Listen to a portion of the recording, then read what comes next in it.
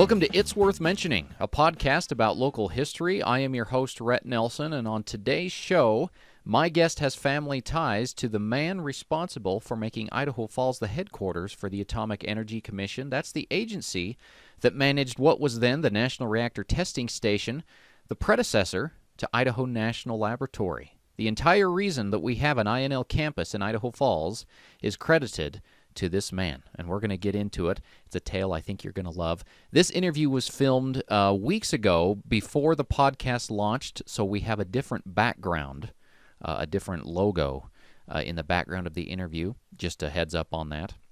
Before we get into it, I want to remind you to follow our show on the East Idaho News YouTube channel. It posts weekly on Sunday evening, and then will soon be available in audio format as well, so be watching for that. Jen Miner, she joins us today over Zoom from her home in Shelley. How are you Hi, today, Rhett. Jen? I'm doing really well. Thank you. Thanks for having me. This is exciting, and I love that you're doing it. It's awesome. Yeah, we've talked in the past. You have a great story here about your great-grandfather. Before we get into that, though, I did want to let people watching this know you and your husband Arthur own a business in Ammon. It's a Yes, we do. bricks and minifigs store. Do you want to tell us what that is and how that business came about? Absolutely. So we own a Lego buy, sell, trade, all things Lego store in Ammon, and we opened just over a year and a half ago. And we specialize in everything you could imagine related to Lego. And my husband's a Lego nerd, buff, whatever you want to call it, and I'm a supportive wife. And I wanted him to live his passion. So we put our boots on the ground and built it up and got a bunch of inventory. And East Idaho has responded. They love it. It's great. It's called Bricks and Minifigs Idaho Falls, and we're located in Ammon. Yeah, that's great. And as we record this, you are just a few months, or maybe it's a little more than that, maybe 6 months away from the 2-year anniversary of it. Yeah, we're gonna probably have another big party. We always have a big party with a long line, give Yeah. away stuff. It's been really awesome to see the love of Lego up here. People are smart, and East Idaho people love Lego, and they like to come to our store and buy, sell, and trade. It's great. Yeah. I know that one project that you recently told me about that you were involved in is you made a set of minifigs. You partnered with the INL to make these minifigs, and these minifigs were awarded to INL employees who were awarded a patent for something. hmm Yes, so they didn't pick us directly. There was a bidding process. It was like a government thing. I don't know how it works, but we had applied to be an official vendor to print the INL logo, and they picked us as the vendor that would print on minifigs because apparently they had also built a set that they gave to patent award recipients. And so, being that we were the ones that were selected, we got to be the ones that printed the INL badge logo on these little minifig guys, and it was cool. But I didn't really understand like how cool it actually was when it came to the past history. So it's neat. Yes. And I love what you said there because you found out you didn't know at the time that you were doing this project that you actually had ties to the INL. Yeah, I actually just like my cousin, my extended cousin works for INL, and a bunch of my friends work at INL. So I just INL, everybody knows about it, but like I didn't really think about or know about the history much. So a few months ago we spoke, and I'm going to put a photo up here on the screen so that people can see it. This is a photo of your great-grandfather. He's the man in the middle, and he's shaking hands with an Idaho Falls city councilman, and I believe the other guy is a city councilman as well. But in this photo, your great-grandfather and those two men they're congratulating each other because they just were successful in helping Idaho Falls be selected as the headquarters for the agency that manages what is today the INL. Back then it was National Reactor Testing Station. Tell me the story behind this photo. First of all, I want to note the look on your great grandfather's face. It's a very sly look. Tell me what Yeah. was going on there. I like that you caught that look. And, if you think about that moment when they're shaking hands, and it's kind of like all three of them are like, we did it. They're super excited. And you kind of have the fact that Tom is looking right into the camera and he is got that kind of that eyebrow raise, like, yeah, we did it. It kind of reminds me of what I assume his personality was like because he died before I was born, but I heard stories about him growing up, about him having like a grocery store and the fact that he was the reason my grandparents met, and I had like family stories, but seeing this picture was like it was incredible, and I'll have to tell you about how I saw the picture because it was pretty random. If I can go into that, Sure. I Yeah, was. please. I was at I think it was like Walgreens or something, just like at the pharmacy waiting for my prescription. And I was walking past this little display that had like local Idaho people famous. And I was like, oh, that's cool. I'll look at this book because I'm into history. It's kind of neat for me. So I opened it up and I'm just flipping through. And I look down and like this picture is staring me right back in the face. And it's like Mayor Tom Sutton and Councilman Bill blah, blah, blah. Just like, I was like, oh my gosh, that's my great grandpa. Why is he in this book? So like I took a picture of it and I texted it to my mom and I was like, "Is this Grandpa Sutton? Like, is this his story?" And she's like, "Oh, probably. He was involved in that stuff." And I was just like, "I can't even believe it." And I kept reading it a little bit more, and as I kind of went down the rabbit hole later, I was like, "This is amazing! Like what he did, kind of changed the entire landscape of East Idaho and Idaho, and I think the world, if you think about it, being able to develop and do all the things they're doing, it's really cool." So I had that moment of like it's kind of creepy, like get goosebumps a little bit, but yeah, this picture is the one that I saw when I was flipping through that book, and he looks a little bit coy, kind of a little bit, I don't know, conniving. When I Yeah. heard the story, I'm like, whoa, like I can't believe he did something like that. But it was all good things, he was honest about it from what I understand. And we've talked extensively about your great grandfather and how he came to Idaho Falls and how he owned a grocery store. I want to get into that here in just a second, but let's stay here on this moment of Idaho Falls becoming the headquarters. Um, what are the details that happened there? How was your great grandfather able to get Idaho Falls to become the headquarters for the site, this nuclear reactor site? So, from what I understand about his story, is he was mayor at a key point when they were trying to decide where they were going to put the headquarters for the INL. And at the time, he went out to Washington, D.C. and did some I guess shaking of hands and kissing of babies to try to get people to come back and see the site. And he knew that if he could get them to come out, that they would be able to see and really connect with the purpose that he could see visionarily or in his mind where it would be a good spot. So when they came to visit, he wined and dined them. I guess there was some like arranging of who they sat by and who they talked to. And at the end of the day, it's like social engineering at its finest, but in a way that shows that like he knew who his audience was and he knew what they needed to see and hear, and he put that on, and he allowed it to happen, and it was in so much that he showed them the vision of what it could be because of the connections that he made. I think there's some story about a road and how he made it look like it was almost built, but at the end of the day, what he did in that production was convince the AEC to move forward and pick Idaho Falls.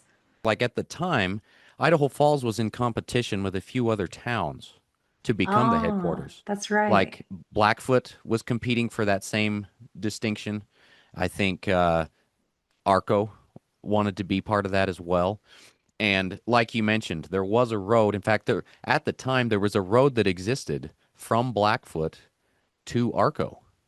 And so Blackfoot at the time, the city leaders in Blackfoot were like, "Come on, guys, the infrastructure is already there. We're the natural pick." But through a lot of schmoozing, Yeah. uh, the Idaho Falls city leaders were able to win people over through a lot of whining and dining. Like you said, a story was told to me by an INL official that one of the AEC commissioners, they kind of did some work ahead of time and figured out what these men were interested in, what they liked to do. And they would pair them up with a really gorgeous woman who would kind of be their escort and take them to do these activities that they enjoy doing. And they wanted to portray Idaho Falls as like the cultural arts center of the area, you know. And so in that process, they kind of were wanting to win these men over. But along with that, there was the issue of this road. There was already a road that existed from Blackfoot to Arco. And Idaho Falls overcame that by, see, at that time, Highway 20 ended at a certain point as you're headed out towards Arco. And so how they got around that is they got a backhoe and they got some men to go out there and look like they're moving some dirt around. And then as the AEC commissioners kind of headed out that way, one of the city officials came out and said, "Hey, the road's looking good," to make it sound like there was already a road that existed. And they pulled it off. It's It all amazing. worked. Yeah, So, it was but meant to be. but so it's this fascinating story of like, I liked what you said. What did you call it? It's an example of, you know, he won them over through the art of, what was the word you used? I'm sure it was a good word. Like just the art of understanding who your audience is and playing to that audience and making connections where it makes sense. Yeah. And being a little bit, it's not conniving, but it's like, you have a plan and you execute on that plan, knowing who your people are that you need to convince. And I think it takes a lot of strategy and it takes a lot of vision, and it makes sense why he wanted to do it that way. Because in life, if you ever want to like accomplish something or, achieve a goal, you got to have kind of that 5-year plan and that vision in your head and be able to see it. And I think he did that. And I think he had the right team supporting him as well. To be able to do that, you need people around you that are also on board and to see the vision. So sounds like he had a really good group, including the person that did the road thing. That's awesome. The thing that's cool to me, I mean, it's not only cool that he was successful, like Idaho Falls today is the home of the INL, which is the largest employer in the whole region. Um, which is cool in and of itself. But the thing that was really meaningful to me as I heard you tell this story is how it's come full circle for you. You have, in the process of learning that your great grandfather was instrumental in this happening, you've learned a lot about yourself through him. Do you want to talk about Yeah, that? absolutely. So, as I've gone through life, I really struggled in school. I didn't graduate. I got my GED and I didn't go to college. And I have always had to kind of be scrappy about the way I learn and connect and figure things out. And part of my personality that I feel like is actually a superpower is I can look at a person and I can kind of see a little bit more about what's behind kind of the first impression. And I like to use that for good. I like to try to understand a person and understand their motivations. And that's how I've been able to become successful in my life and be able to have a really awesome job and have an amazing business with my husband and be able to kind of live the American dream because I have this, I don't know, supernatural almost feels ability to be able to connect with people and to show the value that I can bring for them and work well together. And when I learned about this story, and it was your video that I was watching on YouTube about how it happened, and you were talking to the INL lady, and she's going off about the whole story. I was just like, whoa, that sounds like me. Because sometimes I'm that way. Like, I understand who my key players are, and I try to position things in a way that helps people understand at their level and working together with people, just considering them as a person. It makes sense. And I could never really pinpoint this personality trait as all of my genealogy. But when I learned about this about my great grandpa, I was like, yeah, yeah, that is definitely my lineage because that's who I am in all the good ways, I think. Because you have to have positive intentions when you have that capability. You can't use those things for negative. You have to be good about your gifts, right? Yeah, yeah, that's right. And by the way, that story you're referring to, we we recently did an article about the history of the INL, and then we did a written article about this story that we're talking about now. For people watching, we will include a link to those articles so that you can check them out later. We'll also put them in the show notes for the audio version. Um, but Jen, along with what you've just said, um, you also talked about how like just the fact of just coming to Eastern Idaho, just coming to the Idaho Falls area to set up a business in in hindsight after learning all of this, it all felt like it was meant to be and that your great grandfather played some kind of role in that. Absolutely. We didn't have any intention of opening this business, but I found out it's in my blood, obviously, because he had his grocery store growing up, when my mom was growing up. And as we were trying to figure out kind of our place in the valley and make connections with groups, when INL reached out to us and said, we want you to do this for us, I went about the process just like, okay, this is something that we can do. And it was hard because there was a lot of hoops you had to go through. You had to very meticulous about how you were setting up the arrangement, the contract. Like there's a whole process around the government stuff. And it was almost like I had this push, like, keep going, like, don't give up. This is supposed to be.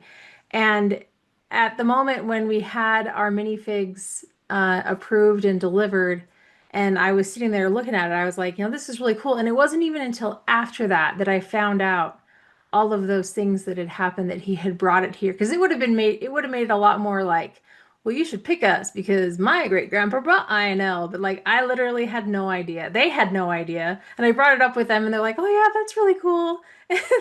Like, they're nice about it. But like, it's actually really cool the fact that we opened a business. My grandpa had a business.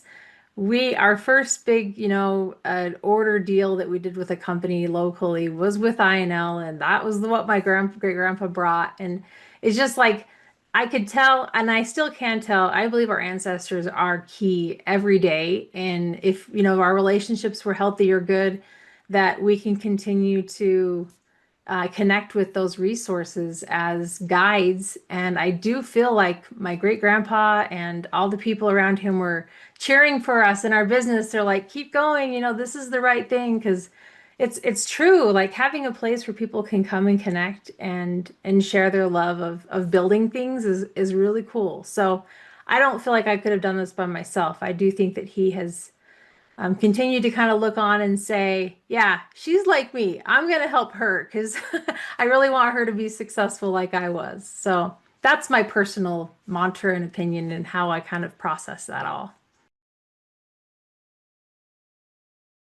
Your Thank great you. grandfather was a very interesting individual. Um, like you said, he was a businessman. He was only actually mayor for those 2 years that he was Yeah. involved in this project, and then he wasn't ever in political office again. So this relatively like he was probably, I would imagine, just an obscure man in town. He wasn't anyone Yeah. of particular importance or Yeah, renown. he was on so he had his grocery store and then he was on city council for a few years. And then I found out that when he ran, he I guess displaced the previous mayor.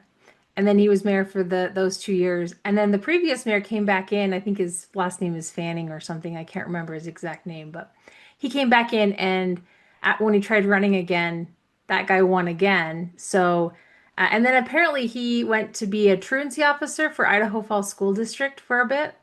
And then actually, I did find he did try to run again two more times, and he didn't win both Okay. times. Okay. And he was getting older, and I think he was getting ready to retire at that point. So I feel like you're right. He absolutely had that golden moment in his life where his 15 minutes of fame and he made the difference and he's, out to take. He was a family man though, right? Like he really loved like having people come and gather at his home. Some of my most favorite memories are at his house in his basement. He had this awesome workbench with like wood pieces of wood and we would go down there and build stuff and hammer, and we would just hammer nails and wood like in the basement. Nothing else to do but that. We'd always have Thanksgiving dinner, and I even have really cool videos of him gathering with his family. And actually, I remember a video of my grandpa talking about him and saying how much he loved turkey legs at Thanksgiving time. So having his family gather, so him not being involved in politics any longer makes sense because of how much he cared about being with his family and providing a place for them to gather. It makes me wonder, though, because after that 2 year period, did he run again? Did he seek re-election? Yeah, he did seek two more times, but he didn't win. So it makes me wonder why voters didn't re-elect him if he accomplished this great thing. It's a great question. And I wish I had the answer to that. I don't. Yeah. It's really interesting. But going back to, I kind of want to get to know him personally and kind of work Yeah. our way back here a little bit, but let's stay here in the political arena for a second. He was a city councilman for Yes. at least a decade before he became mayor. Hmm. Um, what was the reason he wanted to get involved in local politics? I think people at that time, if they had that skill and that ability, and I have to make assumptions because he seemed to be kind of a community guy that was out in the community with his grocery store, probably naturally kind of providing that presence in the community, that it was a natural fit for him to do that. And that's what happens sometimes to like local business owners or people that are connected at the community or at the city level or even at the county level to want to run for office to make, to put a ring on it, to make it official. So the efforts that they're putting forth are able to be seen as part of the process. So I think it was just a natural next step for him to do that. I think he continued to run his store while on city council until he ended up selling it. I think in the like 50s, closer to the 60s as he was getting older. But I think it was just a natural thing for him to do considering how he was running his store. I want to get into like more about your grandfather's grocery store and how long he was in business, but let's go back even before that. Where was he born and what brought him to Idaho Falls initially?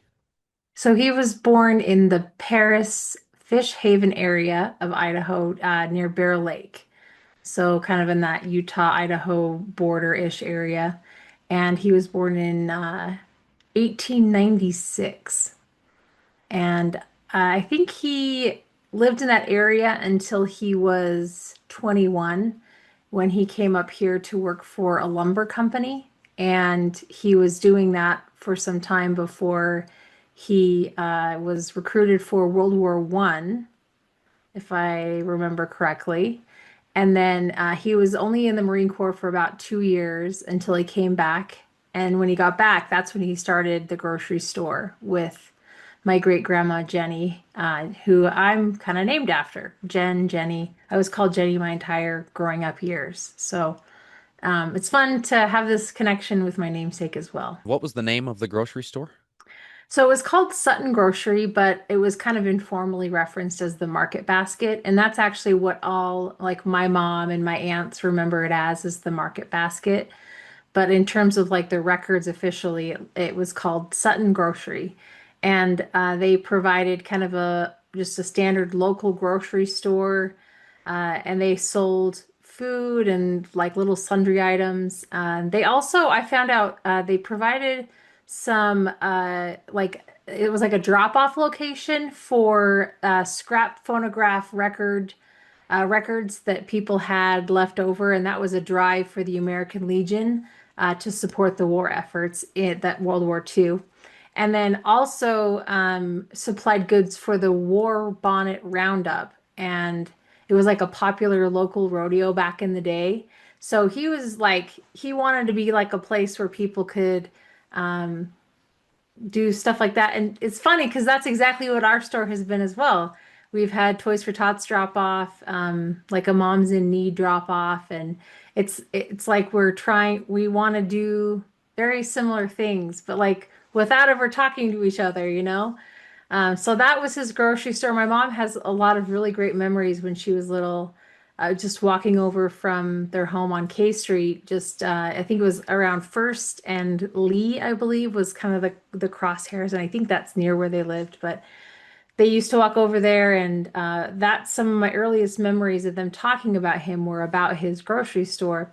And it was kind of iconic because my grandparents met there. My grandpa was trying to sell refrigeration units. He and my uncle, they were kind of like traveling salesmen working for a refrigeration unit company. And uh, my great grandpa was interested in the technology, so he bought it. At the same time, my grandpa asked my grandma out, and she was there working at the store too. And the rest is history. They were married, and it was awesome. Was there any particular reason why Thomas Sutton chose a career in the grocery business? That's a good question. I think if I were to make assumptions, I think he saw a need and he filled it. I think he probably was the type that wanted to do something more in the community, but maybe had some extra money that he had earned as part of what he was doing and wanted to put it into something. Because I mean, there's lots of different people in this world when they get extra money. Some people like to spend it, some people like to invest it. And I think he probably saw a need and wanted to do that. Especially at the time, I think between World War I and World War II, being able to provide something like that is, to me, sounds like he was a man of heart that had the interest of providing that resource to the community. Because if you think about that area, it's really dense. Like there's a lot of houses just in a very compact space. And when we drove over there a while back when I had first learned about this with my mom, I was like, "Are you sure there was a grocery store here?" She's like, "Yeah." She's like, it's that field right there that's got a house and a fence now, but it didn't make sense to me that there would have been a grocery store. But that's just a reflection of the times and the need that there was a place for a grocery store, and he did it. So sorry I didn't have a direct answer, but that's my assumption. Yeah, very different time back then. People didn't necessarily pursue occupations because it was their dream or because it was a personal Right. interest. They did things out of necessity. That You is so true. That's so true. Another thing though that you were telling me about your grandfather is above the mantle in your home, you have a map that Yes, I leads to a do. cabin in Island Park, and that cabin was originally built by Thomas Sutton. And That's right. it's a cabin that a distant member of your family still owns. It's still in the family today, and it's become a favorite vacation spot for you. Do you want to talk about, your great grandfather's love of recreation and fishing and Island Park and why he vacationed in Island Park? Yes, this is like my favorite subject, so I'm excited to talk about it. Growing up, we came up here to this area a lot because I was born and raised in Utah. And every year we'd come up in the summer and stay at Island Park at a cabin in Maxon. And just in my memory, it was just like my happy place, being able to go out to the dock and fish off the dock. And the history of that cabin was that it was originally part of a group of cabins that were kind of fractionally owned through a larger land purchase. And this particular cabin that was original ended up being rebuilt by my Uncle Warren, who was Tom Sutton's son. And Tom built this original cabin as kind of a place for people to go up in his summer home where he would go and bring his family. And the memories are so vivid that it was one of the key reasons I wanted to be in this area to kind of relive that nostalgia. And it's actually my whole family. We love coming up to Island Park. We love staying in cabins up there. And he was a fisherman. He loved to go up and spend time with just like standing in the river, with his waders on and his fly fishing. And that talent and that trait was passed on and spread across all of the people in our family. I have a fishing pole. I have a 3-year license. I'm proud of it. I like to go up there and fish when I can. But that cabin specifically is it's iconic. And actually, I learned this past couple weeks ago, I actually had a big family reunion up here, and I brought all my family in we called it the Sea Doll family reunion. And growing up, we used to come up here and do that every single year. And I got to talk to two of Tom's grandsons, or my Uncle Warren's kids, that came from Illinois and from Arizona. Like they flew in for this family reunion. And as soon as I saw them, I hadn't seen them since I was little. I was like, let's go to the cabin. Like we want to get together up there again. So it's still in the family. It belongs to an extended family member. So that specific cabin, I don't currently have access to stay, but I'm still going up there. I'm staying wherever. I'll camp on the pine trees and between, I don't care. I float the river every year multiple times. It's just a real nostalgic place that really reminds me about kind of how to reset and how to take a break. You've talked a lot about um, so many connections with your great grandfather. I mean, you both were business owners in the Idaho Falls area. You both, have a link to the INL, and you both are involved in projects that are giving back to the community. And so there's kind of that, this sense of history kind of repeating itself through you. But I'm curious also because you are your great grandfather Jennifer's namesake.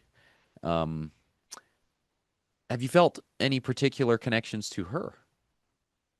And I just remember always that she was always done up. Like she always looked really nice. She was always really polished anytime we went out anywhere or when I visited her, even in the house, like she was just dressed.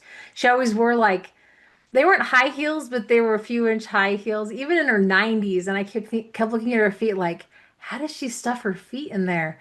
But what I got from that and from her was that, it's important to be aware of how you present, and it's important to be kept up for yourself first and for others later. And she kind of instilled that, I don't know if it's an anxious skill or habit that my mom and my grandma had, that you get up in the morning, you get ready for the day, and you're just ready. So she always was that way whenever we would visit her. And I definitely feel that she was a supportive wife for my great grandpa. And I think she actually went to for school, she went to that old schoolhouse in Iona up on Old Ryrie Highway that is now an antique store. It's like a bright red brick building if you've ever driven past it. It was a one-room schoolhouse. And just knowing that she was born and raised here and she's like a true East Idahoan at heart. And when I got back here, people would ask me when I moved here, they're like, "Oh, are you from here?" I'm like, "No, but my roots are here and all my family's in the ground, so I feel like I belong." Because they're all buried in local cemeteries, and I've been coming up here since I was little, so I felt at home. It just felt like I was going back to Grandma Sutton's house. Finding all of this out, that your roots are here, you know, what does that mean to you today? It's validating, and I felt this weird pull always growing up about this area, and I thought it was just nostalgia, like, oh, this is where you came when you were little, and it's like it's so like you ever like you can say you listen to your gut or you follow your instincts or you trust the higher power that there's something greater out there for you. And for me, it was almost like a tap on the shoulder, like, hurry, you need to get up there. And when the opportunity presented itself, it was like all the doors open like crazy, like, here's your business, here's your spot, here's the opportunity to move, here's the house you're going to live in. Here's your son's school, all the things that typically are kind of a struggle when you're moving from a new state. From when I came up from Utah, and that place up in Island Park is such a it's a crucial place, not just for my heart, but it was like the thing I envisioned as my son was, when I was having my son. It's like, you think about going to your happy place, you can get through that. Like I'm on the dock, my kid's on the dock, and we're waving at each other, and it was like those visuals. And anytime I'm struggling and I'm needing to kind of find my ground and my center, I think Yeah, I just need to go back up to the dock and sit and relax. And there's just so many cool things about that dock that when you see it and you visit it and you sit on the edge, it's just like you feel grounded again. So what it means to me is it's like this culmination of all these amazing things that have just come together, and it's just like this is where you belong. Like you belong here, your purpose is good here, and you should continue to do exactly what you feel like you need to do. And you need to listen. You need to listen for that opportunity, and you need to respond to it. Because anytime I've ever tried to be like, no, I don't do that, it's just tapping me harder. Like there's more to do, there's more to see, there's more people to connect with. And that's what gets me out of bed every day is the opportunity that this area brings us. Like we have such a great opportunity up here to help others and to grow and to just like my grandpa, like he could have been like, no, we're full. We don't need INL. But like we need INL. Like we love the fact that they've brought this here and that they've invested in the area and the people and provides opportunities, and I love growth. I think it's in the right way, it makes sense. So probably gonna get in trouble for saying that. So, knowing that your great grandfather was a fan of growth, what is your next big goal for growth, whether it be personal, whether it be professional? T Interpret that however you may. Yeah, no, thank you for saying that. So my next goal is to take some of these details around my great grandpa's life and to actually continue on with genealogy research. And I want to write a book about my grandpa, which is his son, Tom's son-in-law, and kind of the people that connected with him, including Tom Sutton, and be able to free up myself enough that I have time to be able to work on this project. And it is a project. If you've ever worked on genealogy, you understand that it takes organization and time and people and resources to be able to put everything together. So that's really my goal is because I want to spread the story about these people that are just incredible and that they've influenced me way more than I would have ever assumed. And so that's what's next for me personally. But in terms of the business, you never know. We could open more locations across the east side of Idaho. Our territory is large, so we might do that someday. Do you have any aspirations to run for political office? This is a good question. I might someday. And I'll be honest, Rhett, like that same tap tap, I hear it. I hear it for politics. I hear it for getting involved and being an influencer in the political space. And I know I would do an awesome job. But I also know that you have to know yourself really well and be ready for that opportunity. And when that tap gets loud enough and the shouting doesn't stop, I will respond. But it's possible. Like I'm not closing my mind to it. Like I'm always open to where I'm guided and where I'm led. And I have to be consistent with that because it works. Like follow what you're told to do in all the healthiest of ways. Yeah. Jen, I thoroughly enjoy this conversation. I love this story. The name of our show is It's Worth Mentioning. And your story truly is one that's worth mentioning because it connects all those dots on the topics that we address. There's a lot of history involved. It gets into the uh, pop culture and politics a little bit, but it also the inspiration that you've drawn through discovering these connections. There's an element of faith involved as well, and all of those things are kind of interwoven into this story that is makes it so relatable and makes it one that's worth mentioning. So thank you for your time and sharing this story. Yeah, you're welcome. And thank you for this chant. I also love your logo. And I wanted to mention something. It's worth mentioning that microphone is very reminiscent of the 1950s Shure microphone that my grandpa had. And it's worth mentioning that I have a picture that I paid an artist to draw of me standing on the dock in Island Park with my grandpa, not my great grandpa, but my grandpa. And he is handing me that microphone on the dock at Island Park. And it's a beautiful picture that I had a very dear artist friend of mine draw that was inspired because my grandpa giving me that microphone, he's saying, I'm handing all of the things that the ancestors wanted to do in their lives and haven't been able to do, and you're going to do it. It's an incredibly powerful picture, and the story behind the drawing of that is amazing as well. So, and that microphone, I still have it. It's here in my office, so it's The beautiful. the family history connections with you are just amazing. It's so In cool, fact, isn't it? we're going to have you back on another episode so you can tell that story. It's all about Idaho. It's not East Idaho, but it's in Idaho. So Yeah. it's well, East Idaho's part of the story too in all the ways. But yes, I'd love to be back. Okay. Sounds good. Thank you. Thank you again, Jen. Absolutely.